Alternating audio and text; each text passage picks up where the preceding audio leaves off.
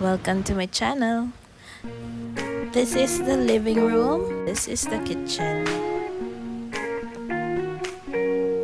And then this is the toilet and bath.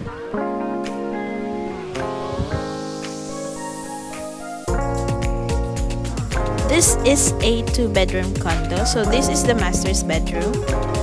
And this one is the second bedroom, which will be converted to a walk-in closet and then the office. For the dining room, we will install a cove light, a mirror, and a banquet chair to maximize the space. And we have a coffee nook in between the living room and the dining area.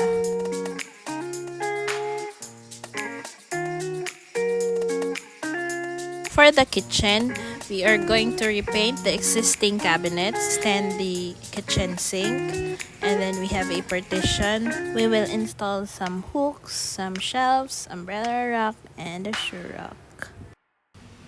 So this is the second bedroom, which will be converted as the office and a walk-in closet.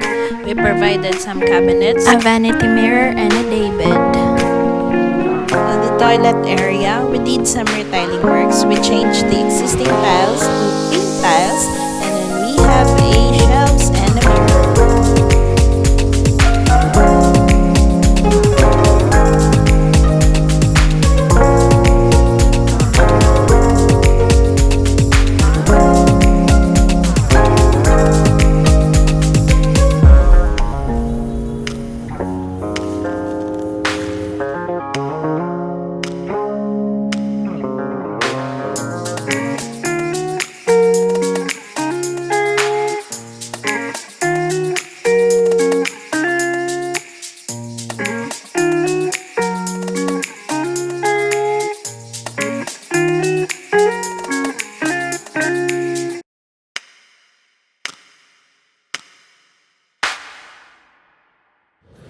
Guys, mag-isa na lang ako ngayon.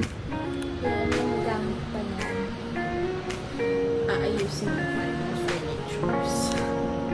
Tapos, titake ako ng photo dito kasi sa maganda ng arch.